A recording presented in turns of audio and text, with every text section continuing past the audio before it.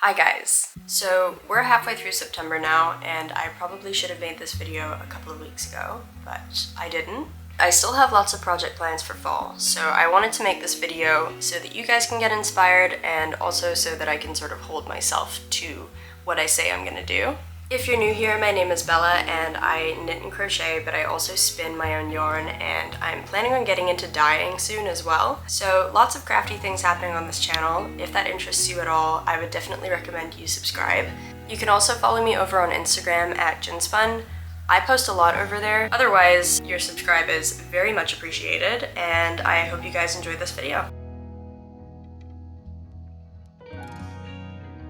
So the first thing I'd like to complete this autumn is on my needles right now. It's actually a whip. It's the Lunchbox Raglan, and the pattern is by me. It's in testing right now, and I've been working on this dress version. I was gifted this yarn by Knitting Fever. It is the Nora Natsumeki, and it is such a beautiful yarn to work with. It looks like hand spun, which is my favorite thing about it. I'm pretty excited to get this finished because I think it is going to be so cute. I love the self-striping. I have been working on it for a while, but I also haven't been spending like a lot of time knitting. I'm very quickly approaching the halfway point, so I'm quite excited to be able to cast off and start working on the sleeves and the ribbing. I'm not really a high effort person when it comes to getting dressed, so yeah, it'll just be nice to have something to just throw on and like look really good with minimal effort. Next thing that I've got here is a knit midi skirt. I've seen a lot of these around recently in a couple different styles. There is just a whole world of knit midi skirts out there, but I am in particular inspired by Expression L. I feel like I say this all the time, but I think a lot of us in the community are really inspired by Eloise, and a couple years back she knitted this really beautiful skirt. I think she used the Centro to do it, and she added some little hand knit and crochet details as well. I just think all the little details are really well thought out, and they very much add to the maximalist vibe of the skirt.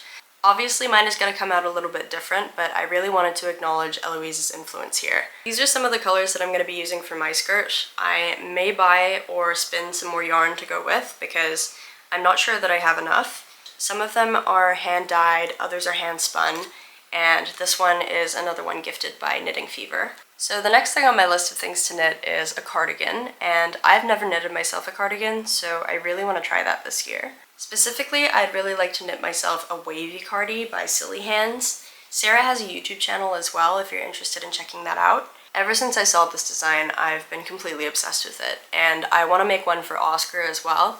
So I'm definitely going to be buying the pattern. Hopefully I'll get the chance to make myself one first. I'm getting a little ahead of myself talking about what I'm going to be doing in winter. So I'll show you guys the yarn that I've got for the Wavy Cardi that I would be making for myself. So here's some of the yarn that I'm going to be using. Obviously I'm going to need a lot more than just this to make myself a cardigan. I have some other yarn that I thrifted as well, which I'll show you in a sec. But these two I picked up last week. I was in Zurich and I went to a yarn store because I cannot go traveling without visiting yarn stores, and picked these two up. They're really beautiful. This one is Noro. This skein I bought from my friend Raya, also known as Dancing Cat Meow.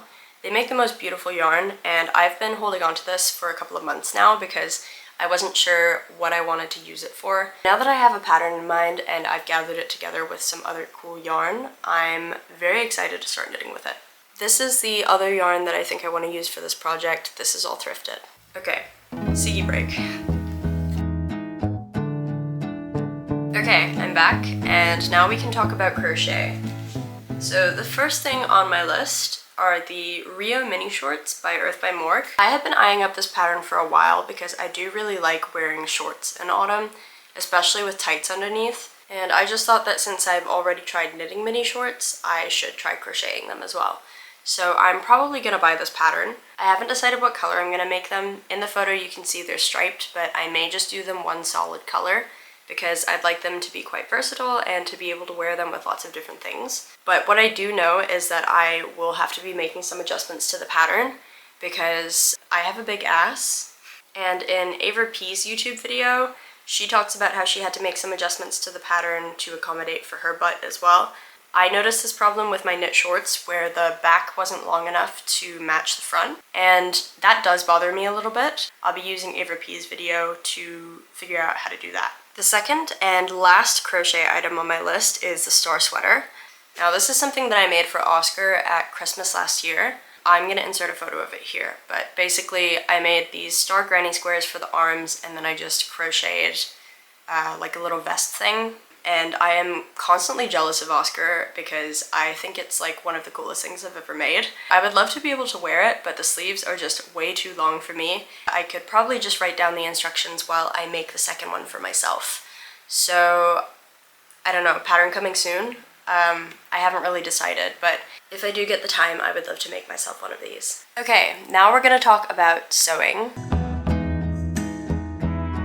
I haven't really sewed anything since before we moved into this apartment, and it's been over a year now that we've been living here. For those of you who do not know, I have a sewing machine. I just never use it because I don't own an iron. You really need an iron to be able to sew anything because you need to be able to iron the seams down. So I am hoping to buy an iron sometime this fall, and hopefully I'm going to be able to make myself a slouchy tote bag because I've been seeing these everywhere. I'd love to have one in like a plaid fabric. I've seen Kate B's doing a lot with plaid, and I think it looks really great, especially when you combine it with knitwear. I want something very slouchy with like a wide strap and something that I can throw on crossbody as well. I actually just had a look on Etsy and I found a pattern, so I'm just going to put it here. I think this staple sling bag is really cute. I love the shape.